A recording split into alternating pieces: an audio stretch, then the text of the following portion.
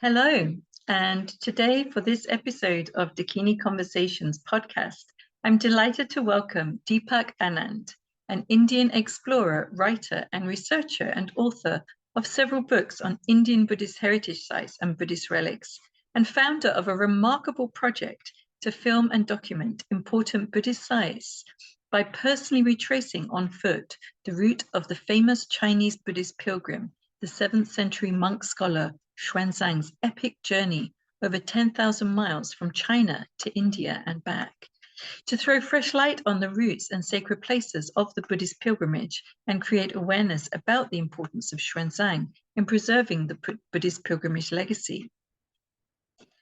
Deepak Anand's walk took 6 months going through Haryana, Uttar Pradesh, and parts of southern Nepal, and ended at Nālandā in Bihar, which was Xuanzang's final destination in his journey, and it covered a distance of roughly 2,000 kilometers. Although Anand has been working on the project since 2020, I only recently discovered his work on his excellent website, Nālandā Insatiable in Offering, while researching pilgrimage sites of Buddhism myself in relation to my own current and ongoing pilgrimage travels around Asia. He has already walked more than 2,500 kilometers following the travelogues of Xuanzang. Part of the project is also to include local communities in their heritage by raising awareness within them, but also using their unique local knowledge about the places themselves that have been passed on for generations. I was astounded not only by the level and depth of the original research in terms of the information and photos. It was unlike anything I had seen or read in Western academic scholarship, which is largely text-based. In this interview, we discuss Anand's background and interest in Buddhism in India and Xuanzang, his work on reviving Buddhist pilgrimage in India, his motivation for starting the project, and some of the highlights and challenges of his journey, and plans and aspirations for the future. So on that note, it gives me great pleasure to welcome Deepak Anand. Thank you, Adele, for having this interview. So let's start. Yes, well, thank you so much for agreeing to be interviewed. Now, first of all, I'd like to start with some biographical background. You're from India and you were born in Magadha, correct? Yes. So Magadha is basically the place where Buddha, in ancient times, there were two prominent traditions in India. One was Brahmanism, another was the Shramana tradition. So it is being said that people who were followers of the Brahmanical tradition, they would go north of Ganges towards Himalayas.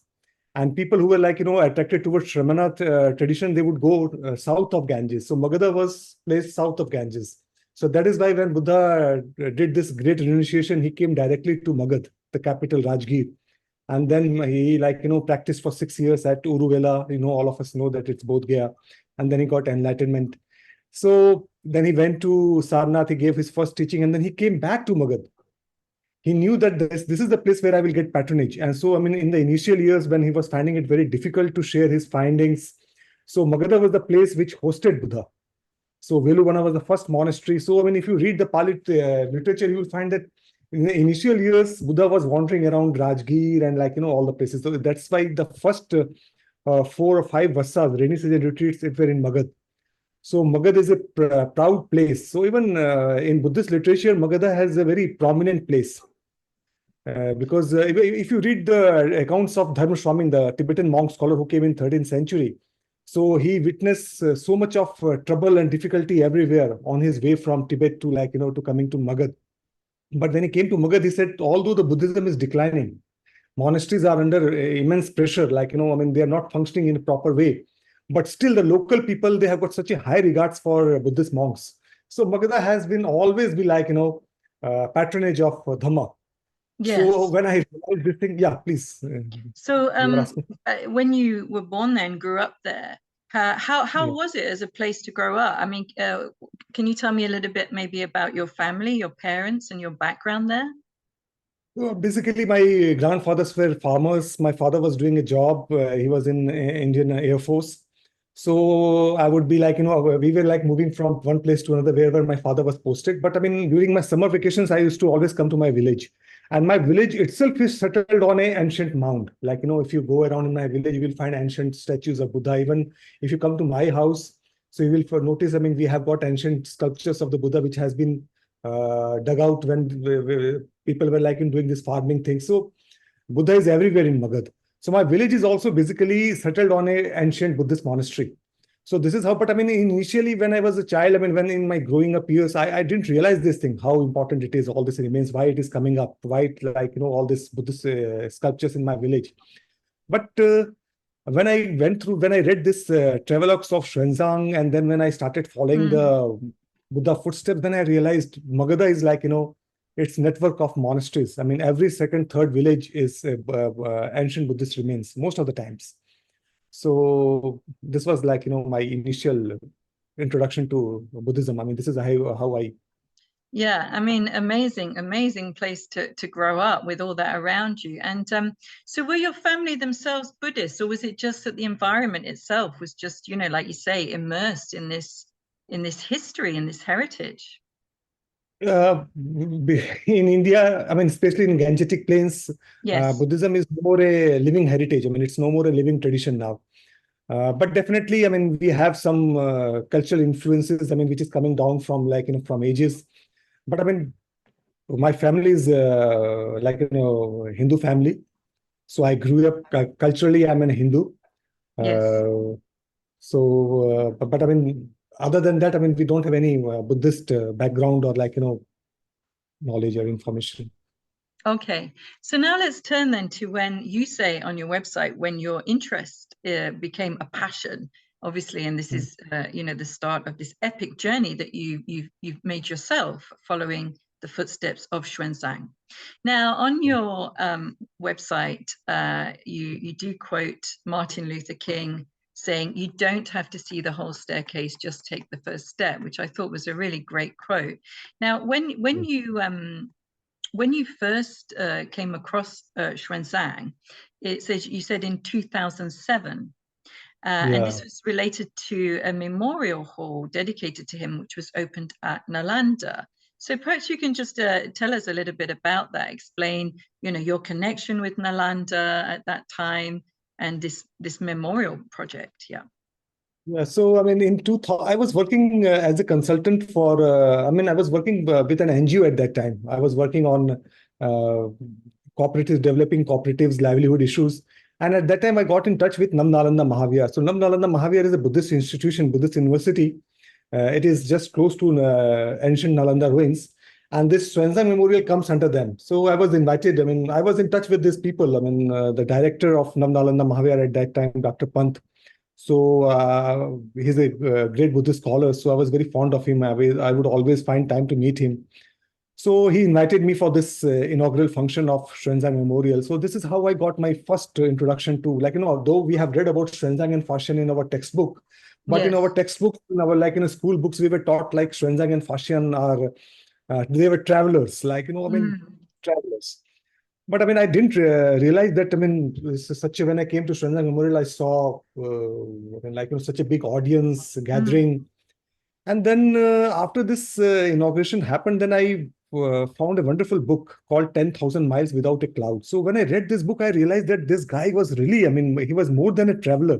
And then I started reading his original texts, and then I started reading other archaeological books by Alexander Cunningham and other archaeologists. I realized that we have only exploited 5 to 10% of information what Xuanzang has given. Like, entire Buddhist heritage was lost. All tangible and intangible heritage was lost after 10th, 11th century when this political climate change in India, in the Indian subcontinent.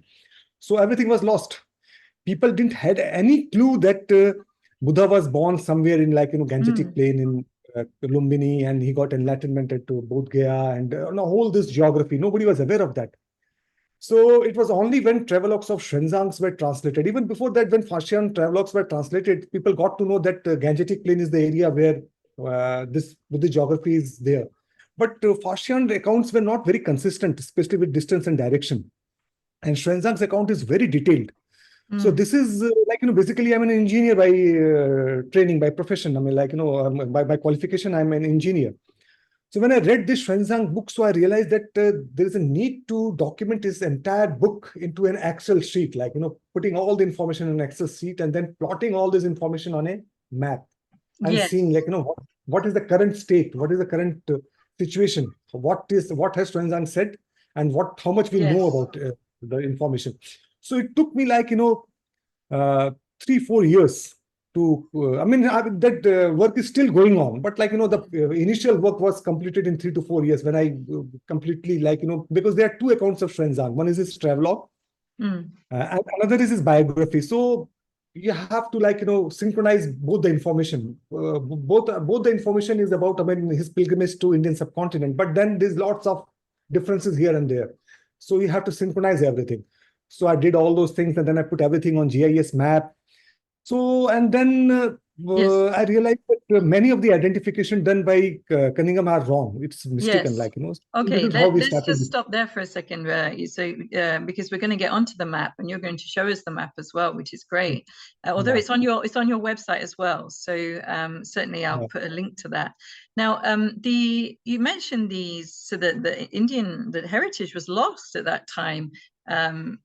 In India, and you even, you write about this on your website, that local communities and people just often weren't even aware that, there was this kind of incredible Buddhist heritage. Now, then you mentioned early European scholars, like you said. So Alexander Cunningham does come up in that. Now, you do say that these scholars did an incredible job in identifying hundreds of places mentioned by Xuanzang correctly. So, so did that make it easier to plot the map then? Obviously it's a big job plotting all these places. Yeah. So Cunningham did a basic work of, like, finding the places, but that work was done in 1870s. Yes. And so most of the names that Xuanzang, Cunningham mentions, it has also, like, changed in 100 years. So most of the villages you will find very difficult in finding it on the maps. Second thing, at the time of Cunningham, there were no good maps of Gangetic plain.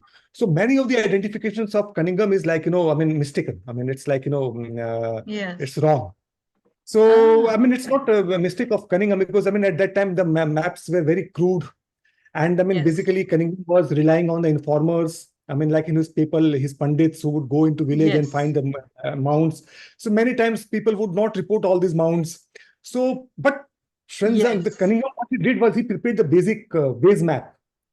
Like, he prepared the base map. So people like me, we are just working on building on those base maps, just correcting him here and there, like, making some rectification. But basically, the map remains the same. Almost. Yes, absolutely. Yes, and I'm sure Alexander Cunningham had a lot of people helping him who, perhaps, as you say, were not credited in that. So, no doubt. Now, like, before we get onto the map and your journey then to retrace Xuanzang's incredible epic journey, let's look a little bit then about this kind of, you've worked quite a bit on reviving this ancient Buddhist pilgrimage tradition, particularly in Bihar, in India, but also in other parts of India, what they call the walking pilgrimage, which is Cetiya Carika. Now, perhaps you could just say a little bit about that then. So this is also another aspect of your work, which is this whole tradition of doing walking pilgrimages in India, right? Yeah. So basically, what has happened is, like, the present pilgrimage is just stuck to 8 great places. Like, the 8 great places where Buddha did the great events. But if you read the accounts of Haryana and Xuanzang and other people, you realize that there was a very elaborate pilgrimage. All the sites where Buddha visited, where he gave small sermons, so all those places were marked by stupa, by subsequent kings. It was started by Ashoka, but later on kings, they also followed his footsteps, the work done by Ashoka. So the pilgrimage is stuck at 8 great places now. So the idea behind this foot journey was to extend this pilgrimage to, like, the larger circuit, the entire, because the footsteps of the Buddha are very sacred. Sanctity is eternal. So the idea is to revive all those places. And I'm very focused on reviving the tradition of walking pilgrimages, because all these people came walking. Yes. So, and it's like, also a very kind of eco-tourism, eco-pilgrimage kind of stuff. instead of going like, in buses and all. And I mean, Yes. since I myself walked the trails of Buddha and Xuanzang, so I've realized walking is a very great, it's a kind of a very live visioning kind of journey. Like, you get lots of insights into it. It's a very good way to, what do you say, emulate the teachings of the Buddha and Yes. experience what Buddha did, what Xuanzang did. I mean, so it's also a very experiential kind of thing. So that's my Yes, aim. That's what we're working on. absolutely. Yeah, I mean, there's definitely a difference between sitting on a bus and walking through a place, no doubt. And you do, as Yeah, you say, get to meet more local people and also just local that people, yeah. sense of experiential pilgrimage. So would you say that in India now there is it is being revived? There are more people, Indians, doing walking pilgrimages? Yes. Yeah, yeah. I mean, even in this Buddhist circuit, have seen that there are many people, Thai people, people from recently Yes. there was from Korea. They did a whole footsteps of the Buddha walking. There were more than 500 venerable monks. So yeah, this is. But I mean, our idea is to make it much organized. Yes. And I mean, there are many things in between also. So touching all those things and it should be very experiential because in ancient times, local people were backbone of this whole monastic setup. So there was Yes. an give and take kind of relationship. So I mean, just walking and not meeting people or experiencing the community. So the idea is to make this experience really a good one. So that is why we Yes. want to make documentary films on the detailed stuff on Yes. this train. Exactly, and the photographs and the locations, which, as you say, would not be easy for people just to do themselves. So you've obviously done a huge amount of work on it, yeah, I mean, I have to say, when I saw your website and the amount of effort and work and just the amazing research, I almost felt like crying. It was just so incredible. So it's such a massive contribution to not only the Buddhist heritage in India but globally. So thank you for that. Now, let's just turn to Xuanzang then, because before we talk about your journey, so why did you particularly focus on Xuanzang? I mean, you say on your website that he mentions names of places, kingdoms, people, events, dates, and so on. And it contains also details like distances, directions, and the time taken in traveling. So, and also the significance of places, building structures, and religious rituals. So you say that without Xuanzang's account, this would have been only like brick structures for us. Yeah, exactly. And so you say today we take this information for granted. So perhaps you can say a little bit more then about, sort of why Xuanzang was so important to you for this project. Xuanzang, because I mean, without Xuanzang, you will never know the Buddha Charika, the where Buddha made his wandering. I mean, his informations are very detailed. Even if you go to the site, like if you go to Shravasti, we know all those shrines because we didn't find any inscriptions anywhere. We know that Ashokan pillar site of Sarnath is the place where exactly Buddha sat and gave the first sermon. Because Xuanzang says so. We didn't find any inscription saying that this is the place where Buddha did this, this is the place where Buddha did that. We find nowhere. It's only Xuanzang description which is so exact, which tells, I mean, even if you go to Mahabodhi temple, so all those 7 week stuff, I mean, it all comes from Xuanzang description. He says, I mean, it's on the northeast side, south direction, how many, I mean, Li, and I mean, this is how his descriptions are very detailed. Yes. So without Xuanzang, I mean, our understanding of the pilgrimage is only what Xuanzang says. I mean, there must be many more components about this celebrate pilgrimage, but our understanding is just limited to what Xuanzang says. Sometimes I feel that Xuanzang should have said even more. I mean, he should have given more description. Yes. So that is our limitation. I mean, whatever Xuanzang says, only that is what we know. Wow. So you decided to make this epic journey. Like you say, you mapped the journey yourself, which is the first time that's been done. Is that correct? That's the first time someone has mapped it. I don't know. I mean, I don't know anybody. I'm not following anybody's work. But I have not seen any such map anywhere on the No. internet. Because most of the people there, what they're doing is they're having this basic map prepared by Cunningham, so they're just following the same map. I mean, they're still using the same map. So maybe I would say that I have rectified here this map here and there. I mean, it's some tweaking here and there. Exactly. So not only have you produced the map, you've actually made it more detailed and more thorough in a way, because you actually visited some of these places. So let's go to your journey then on the Gangetic Plain. Now Xuanzang's journey was over 10,000 miles from China to India, correct? India and back, sorry, to going to India and back to China. So your journey covers a section of that trail, is that right? On the Gangetic Plain, which is also where the Buddha was also doing his wanderings. Now, you started in Haryana, at the ancient Buddhist site there, and end in Nālandā in Bihar, and that was Xuanzang's final destination. So you also went into southern Nepal and covered a distance of around 2,000 kilometers, is that correct, on foot?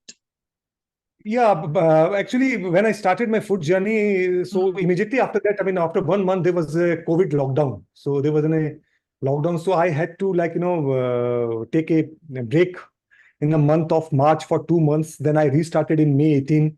And then immediately after that, because my initial plan was that I would finish the whole Xuanzang trail in 6 months before this monsoon starts. In 4 or 5 months, but I mean, then because of this 2-month break, I had to do the remaining part of the foot journey in sections, in parts. So I did initially in the first part I did 1,200 kilometers, and then I did remaining part into I divided it into multiple parts. So then, and were you walking alone, or did you? So actually, let us go to this section of the trip then. When the COVID lockdown started, which you do detail on your website, you say that it was at the sacred site of Sankisa, the site where Buddha is said to have descended after teaching his mother in the divine realms. In Tibetan, they call that the Labab Duchin. So they celebrate that. Now, you say that you completed 30 days of the foot journey and walked 530 kilometers, and then the COVID lockdown started. So you ended up staying there for nearly 2 months. So please talk us a little bit through this, and also where you stayed. So for example, you stayed in a place there which is a Buddhist institute, and on top of that,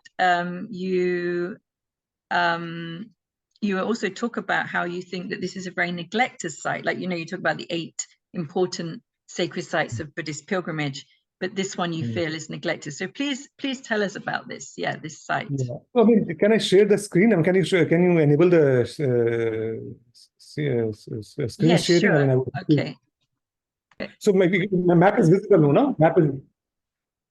Okay, so this is the map that you've produced, and this will also be available with the article that goes with this podcast. So please, talk us through this, and also Sankisa, So this red line is the trail of Xuanzang. So this is how Xuanzang walked along this Gangetic plain, following the footsteps of the Buddha. And this green line is my foot journey. This is how I followed the trails of Xuanzang. So this was I started from Chineti, Topra, Shug. This is the area where, according to Xuanzang, this is the westernmost part where Buddha gave his teachings. So this was the westernmost part. So I started my foot journey from here. And then when I reached Sankisa, so after walking 500 kilometers, so it was a lockdown. So I was there for 2 months. And Sankisa is unfortunately what has happened, the ancient site of Sankisa, so there's a village settled on the ancient shrine. So now it is, most of the sites, when Britishers, they found all these sites, so basically they excavated those sites which were easily they could do that. Where people were not living on the mounds, and the mounds were without any encroachment. So they tried to, at some places they had to buy also. At Vaishali, they had to, find a way to remove people. At Nālandā also they did that. But I mean, Sankisa was a very complicated, complex case, because I mean, the entire village, there was a big village settled on the ancient shrine site. So they didn't do anything. So, but we know that that is the place. So there is only one mount which is now being worshipped by the people. They come and they think that this is the place where Buddha did everything. So they don't realize that Sankisa was a very big place at the time of Xuanzang. There were more than 1,500 people living. So that the present shrine where people go, it's just a very small area.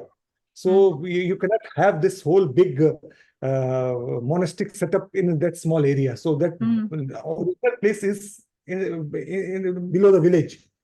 So, I mean, I have tried to raise awareness through my stories, even to the villages. I have shared with them that, I mean, that is the actual place where everything has happened. But I mean, it will take some time, because then people, government will have to, like, you know, buy everything, all the land, and then excavation, and then, so it is a long-term project. But I mean, the idea is we should raise awareness. We have to tell people that among all the 8 great places, all the sites have been, like, you know, excavated, and now they are conserved and pilgrims are going. But I mean, Sankisa is one of the places which is still, like, you know, not excavated, I mean, like, people are not even aware where is the site, actual site. Yes, incredible.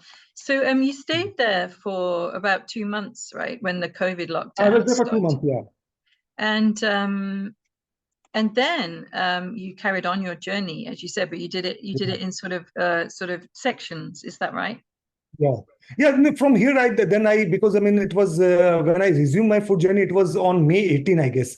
So from May till July, I mean, from Sankisa I went to Shravasti, and from Shravasti I tried to enter Nepal, but at that time the lockdown was still going on. Even after May, the lockdown was still there, but, like, you know, they were permitting certain things, so I could walk. But then, like you know, I was not allowed to enter Nepal.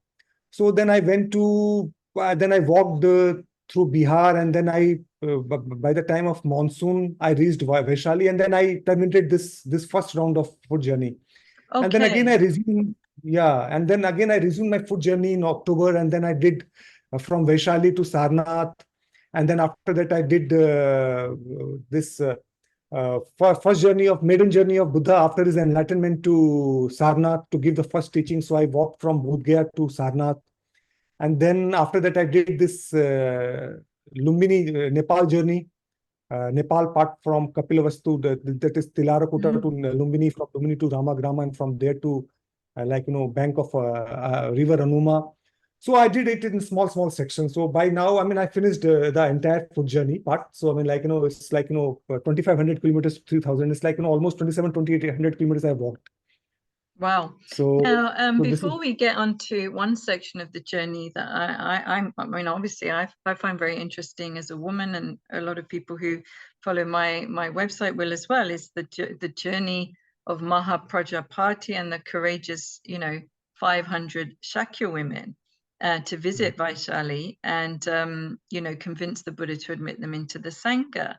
Now, this is one of the, I mean, all of the sections of your journey are absolutely fascinating to read, and they all have photos and, you know, the kind of source material within the sort of Buddhist literature. So, but this one in particular also stands out. Just before we discuss that, though, what were some of the sort of main challenges you found covering such long distances on foot? And, you know, how did that sort of help you in a way, sort of, I guess, you know, revere and sort of have even more respect for someone like Xuanzang or you know, Mahaprajapati, for example? Yeah, so basically I didn't have much trouble doing this food journey, because I didn't have much expectations. So because I would sleep anywhere, I would get like, you know, space in temples, in dharmshalas, in monasteries, and food, like, you know, in India there's a tradition of like, you know, pilgrimages from ancient times. So if you enter any village in the evening, so people would offer you food and offer you a place to stay. I mean, it's always welcoming. Yes. So people are always welcoming. So there's an ancient tradition. So I didn't face all those difficulties, like, you know, food and shelter was never a problem.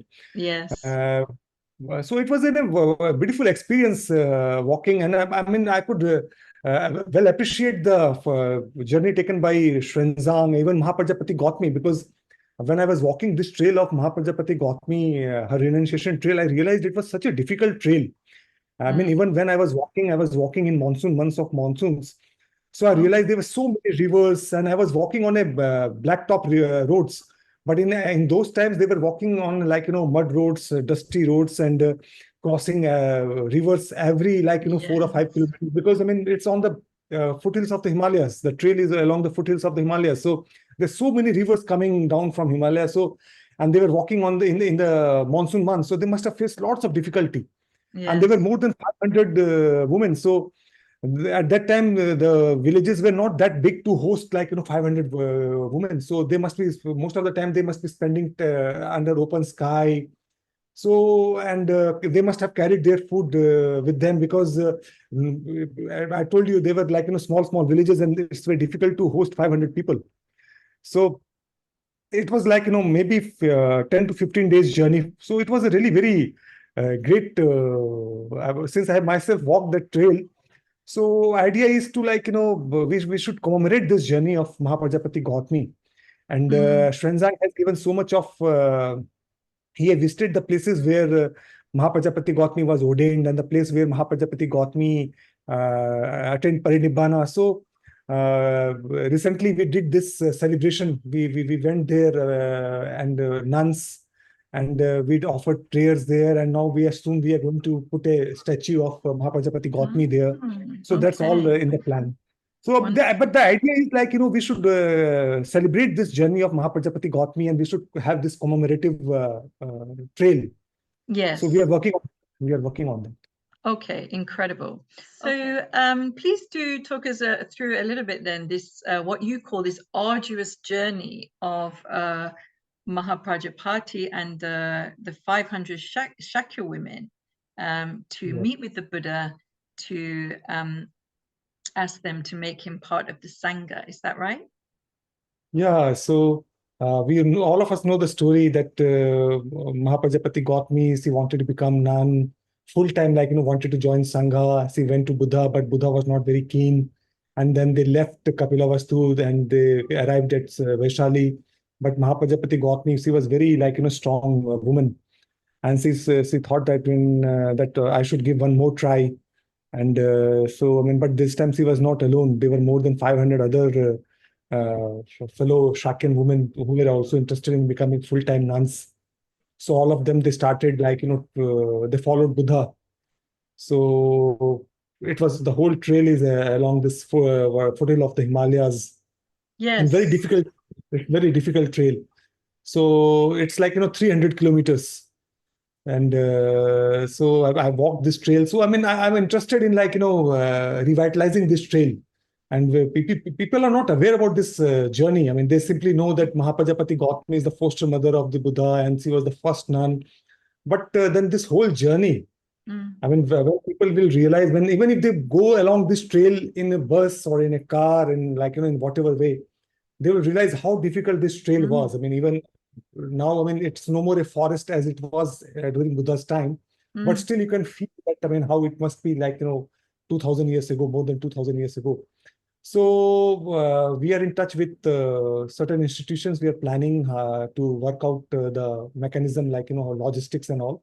So very soon, maybe someday we will have this. And we also want to make a documentary film on this. Even if this walk doesn't happen, we want to make a documentary film on this. So we have a team, and we have done all the basic Reiki work and everything. So if a film is made, so that would be very instrumental in spreading awareness, generating awareness about great journey. Well, just in terms of that journey then, so what did you find sort of the most sort of interesting or challenging aspect of it then? So you mentioned that it was during monsoon time that you went. So so how did you find that sort of whole route? And when you arrived at Vaishali as well, how did you feel when you sort of got there? And did you manage to find the place exactly where they sort of petitioned the Buddha, if you like?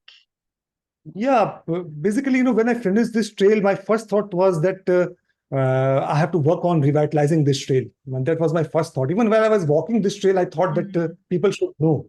Even if they don't walk, they should watch it on a documentary. They should see it how this, because this whole trail was through jungles. And when I was walking, I stayed at multiple places here and there. So wherever I would stay, so these people would share that, just 50 years ago, 100 years ago, how tigers would come in their villages and elephants and everything. So at the time of Mahaprajapati Gautami, this trail must be thoroughly infested with wild animals.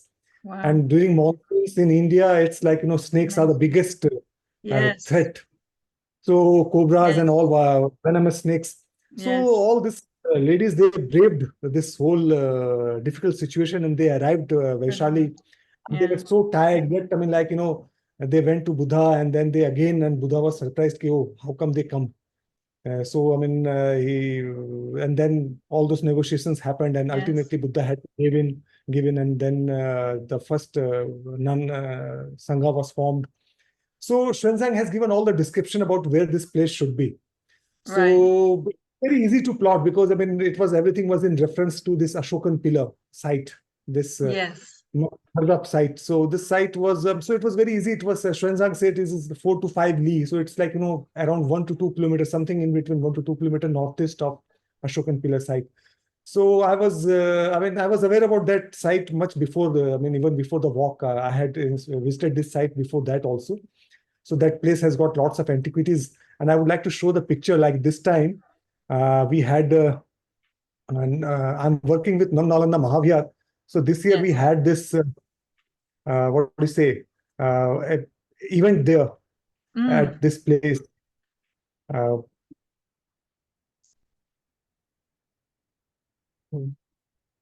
This is Mahaprajapati. So this is the event that we had this year. Nālandā Mahavihar's deemed university, where I was working, and I'm still short of working with them. So this is the place. It's all in the middle of sort of ancient river bed. So it's all so this whole area is ancient mound.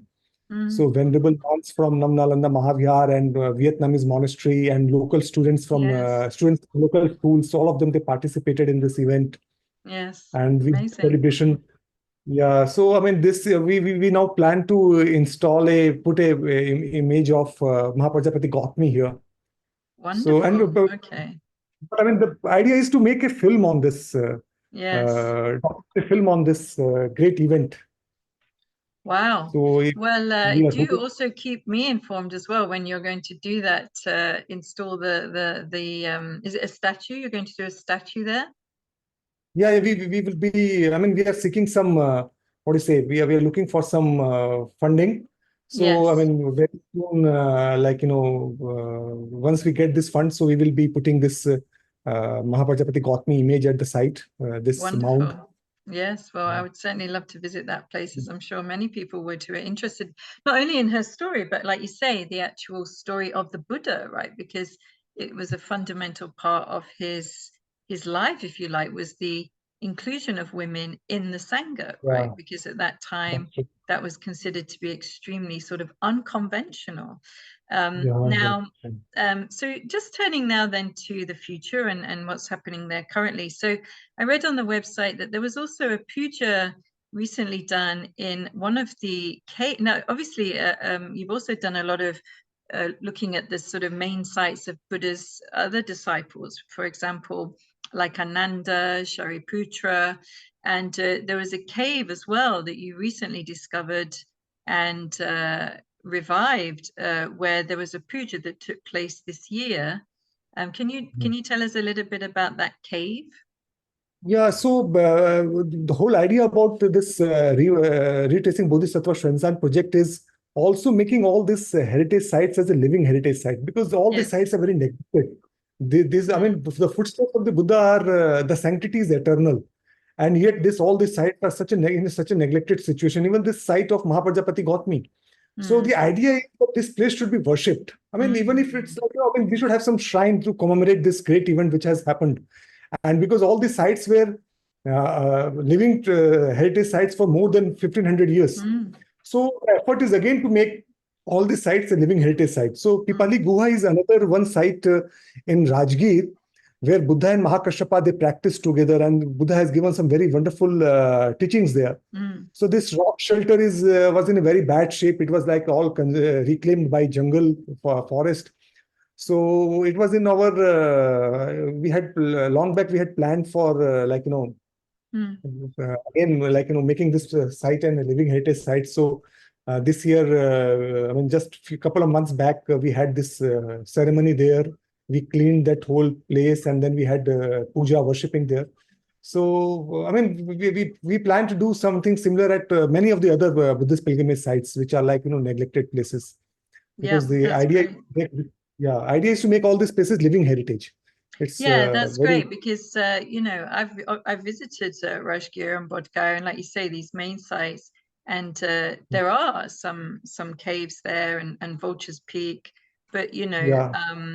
but like you say, maybe there's many more there, right, that people aren't aware of, and that one that you mentioned where they did the puja recently, I think that's one that a lot of people would really like to visit. So because it's very interesting. In fact, even in the Tibetan Buddhist tradition, the 17th Karmapa has recently been teaching quite a lot about the original Indian Buddhism, and he mentions Mahakashyapa actually as one of the, in his story and so on. So there is also a burgeoning interest there, I think, also within the Tibetan Buddhist tradition.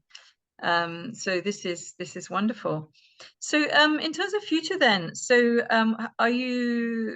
what are your plans? I mean, Yeah. Our idea is now that, I mean, this walk is over, this walk is finished. So we have lots of information and data. So besides publishing a book on this whole food journey, we also plan to make a documentary series because there's so much of information and people should know this. Yes. If people are not aware, because there was never a tradition of pilgrimage to all this place. I mean, like, people Yes. from all these countries, there was never a tradition. Even people like Xuanzang and Fashian, they came here to collect the text. I mean, like to collect sutras. So this tradition of pilgrimage is very recent, and it's very important because in ancient times they were living heritage because there was a living tradition at that time. There were Buddhist people living around this site, so they were like living heritages. But now we don't have a living population, like we don't have the Buddhist population on these sites. So definitely Yes. pilgrimage is an important way to make these sites living heritage sites. So only way to make aware such a big audience is through documentary film, because not everybody is going Documentary film, to read yes. books. Yeah. So Now putting all the there is a documentary film I saw that is on YouTube, but that is of in Chinese. Is that correct? In Chinese language. So yeah is there a plan to make that? I mean, which I'll put a link to in the article about our interview. But is there a plan to put that or other things into English at all? yeah. So we have completed one episode. The first Yes. episode is basically about what happened exactly on the day of Vaisakh Purnima. Like, there's lots of confusion. I mean, the sequence of events, like Bodhisattva Siddhartha, he left this place of austerities and he came under this tree, and Yes. Sujata offered food, and then he went to take bath, and then he consumed food, then he threw his bowl in the river Niranjana, and then he went to practice at a new place, and then by evening he came back to Bodhi tree and, attain enlightenment. So this whole sequence of events, Yes. so we have collected from different sources. Like, there's Yes. no the complete story you won't find in any one text. So we have corroborated from all the text, Fashian, what Fashian says, what Xuanzang says, what Swami says, what Pali sources says, what other literature says. So we have collected all those information, and we have made a very coherent story about what exactly happened on the day of Vaisakh Purnima. And we have plotted all those places mentioned by Xuanzang and Fashian. So this is the idea with other documentary episodes also. We want to bring out the real, like, Yes, but that one is history. in Chinese language at the moment. So is it going to be We translated have an into English. English or We have an English version ready for that. So very soon we will be ah? putting it on the net very soon. I mean, All right, brilliant. Well, I look forward to watching that because yeah, I'm sure a lot of people who understand Chinese will really enjoy watching that. But yeah, it would be great to see that in English as well. So anyway, so on that note, I think obviously, it's been wonderful speaking to you about this project. It really is incredible. And, I would recommend everyone to go and have a look at your website, have a look at the photos there, and such a contribution, for not just Indian Buddhist heritage, but for the whole world. So it really is something quite amazing and astounding. And like you say, you did it on foot and in conditions and circumstances that a lot of people, and I have to say, including myself, would find it really difficult to do, to do that on foot, to sleep anywhere. And, it's not quite like the sort of luxury tour groups that you get these days. But in a way, you know, that's what makes it all the more incredible and authentic. So thank you so much for doing that, and thanks for joining me today to discuss it. Thanks for the opportunity. Okay, thank you so much. Okay, thank you.